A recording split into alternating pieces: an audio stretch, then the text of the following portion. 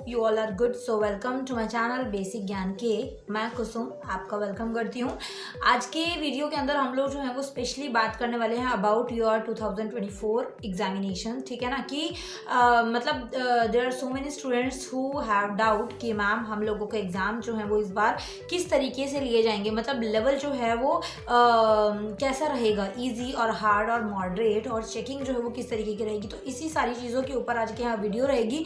So first time अगर आप आए हो so make sure to subscribe the channel and video को लाइक करिएगा, शेयर कीजिएगा अगर आपको कंटेंट पसंद आता है, अगर आपको वीडियो अच्छी लगती है। ओके, तो स्टार्ट करते हैं अपनी वीडियो।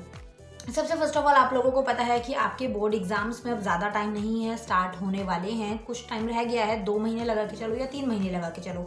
आपके बोर्ड एग्जाम्स जो है वो जल्द ही डेट शीट आप लोगों के सामने आ जाएगी। सीबीएसई वालों की अगर मैं बात करूँ, they know about their date sheet की उनके पेपर कब हैं, कब से स्टार्ट है, कौन सा पेपर कब है। तो उनकी नोटिफिकेशन जो हैं वो आ चुकी हैं सारी की सारी। जो फाइनल नोटिफिकेशन हैं वो भी उनको जल्दी देखने के लिए मिल जाएंगी। ठीक है, एचबीएसई वालों को भी ज़्यादा इन्जॉय नहीं करना है, आप लोगों के पेपर भी आसपास ही रहेंगे। तो डोंट टेक ग्रांटेड कि हाँ हम लोगों के एग्जाम्स में भी टाइम है तो हम मस्तीबाजी करें, आराम से टाइम वेस्ट करें। नहीं, अभी आपको टाइम वेस्ट नहीं करना है, अभी आपको पूरा का पूरा टाइम जो है वो अपने एग्जाम्स में लगाना है। ठीक है, पेपर किस तरीके का रहेगा और क्या लेवल रहेगा अगर मैं वो बोलूँ तो अभी आप लोगों ने एक चीज़ नोटिस की होगी कि आप लोगों के जो सिलेबस हैं उसके अंदर बहुत सारी चीज़ें जो है वो ऑलरेडी कट हो चुकी हैं, बहुत सारी चीज़ें जो हैं वो ऑलरेडी जा चुकी हैं और चैप्टर्स और टॉपिक्स जो हैं वो मतलब कट हो गए थे। तो बहुत सारे टॉपिक्स जो हैं वो छांट दिए गए और उसके बाद न्यू सिलेबस डाला गया।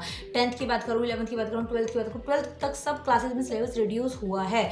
तो सिलेबस रिड्यूस हुआ है तो ऑफकोर्स कि आपका पेपर जो है वो थोड़ा सा देखने के लिए मिलेगा कि अंदर इंटरनली आपसे क्वेश्चंस पूछे जा सकते हैं और ट्राई किया जाएगा कि आपका पेपर जो है वो थोड़ा सा डिफ़िकल्ट बनाया जाए, क्योंकि सिलेबस जो है वो इस बार कम रहने वाला है। ठीक है, हालांकि कम वो सिर्फ बोलने में है, कम होगा नहीं।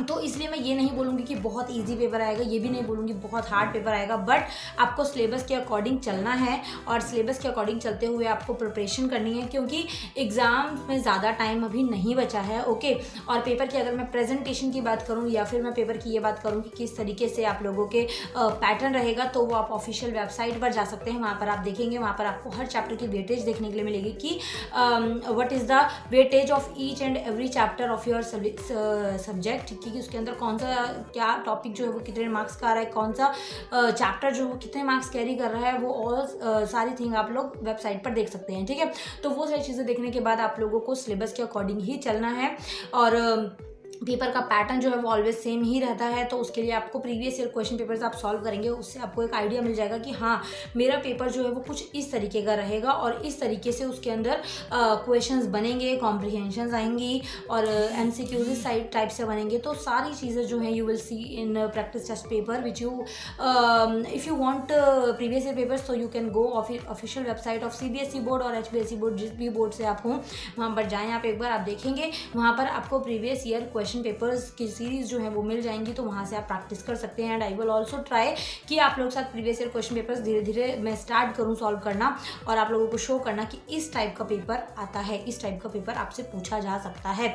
तो इसलिए आप लोगों को थोड़ा सा ट्राई करना है कि इन चीज़ों पर ध्यान दीजिए। और अब बात आती है आपकी चेकिंग की, तो चेकिंग में 99.9% चांसेज हैं कि आपकी डिजिटल मार्किंग रहेगी और डिजिटल मार्किंग का मतलब ये होता है 1 महीने में आपका रिजल्ट जो है वो आ जाता है। ठीक है, पहले क्या रहता था 2, 2.5, 3 महीने आप लोगों को रिजल्ट में लगते थे कि हाँ इतना टाइम लगेगा फिर आपका रिजल्ट आएगा।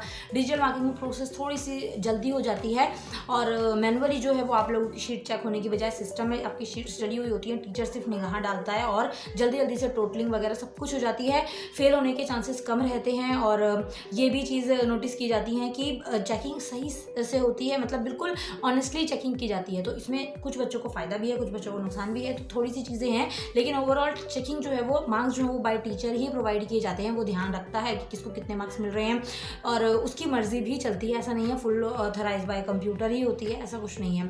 ठीक है, तो ग्रेस मार्क्स का सिस्टम, बोनस मार्क्स का सिस्टम जो है वो इस बार भी सेम ही रहेगा। आप लोगों को बोनस मार्क्स भी प्रोवाइड होंगे, ग्रेस मार्क्स भी प्रोवाइड होंगे अकॉर्डिंग टू सिस्टम।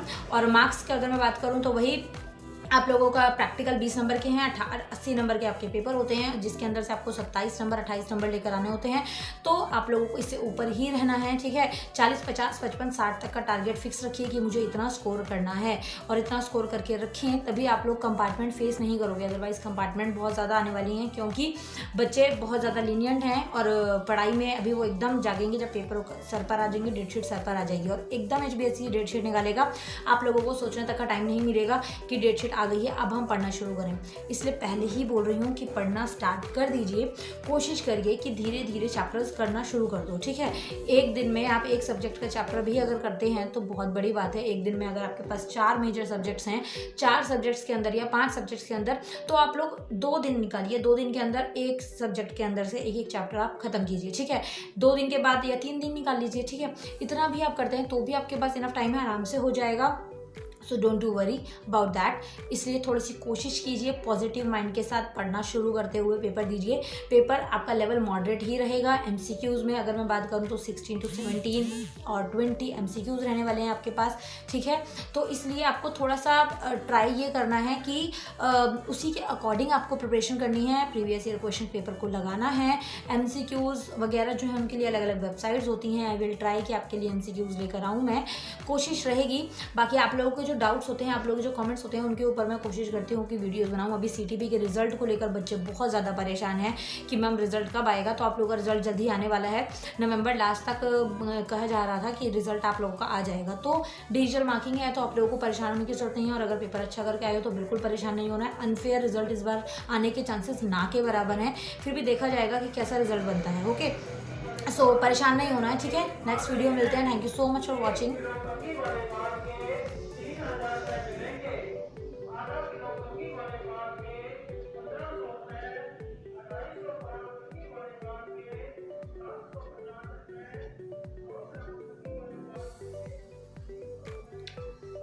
रिज़ल्ट जो है वो अच्छा ही आएगा। कंपार्टमेंट जो है वो बहुत आप लोगों को रेयर ही देखने के लिए मिलेंगी, क्योंकि रिज़ल्ट बढ़िया आएगा। एकदम पॉजिटिव तरीके से ही सोचना है हमें, नेगेटिव नहीं होना है। और कोई भी डाउट होता है, कुछ आप लोगों को सजेशंस चाहिए, कुछ एडवाइस चाहिए, आप कमेंट करते रहिएगा, मैं रिप्लाई करती रहूँगी। फर्स्ट टाइम अगर यहाँ पर आए हैं सो सब्सक्राइब करना ना भूलें, वीडियो को शेयर और लाइक करना ना भूलें। नेक्स्ट वीडियो में मिलते हैं। Thank you so much for watching. Bye bye.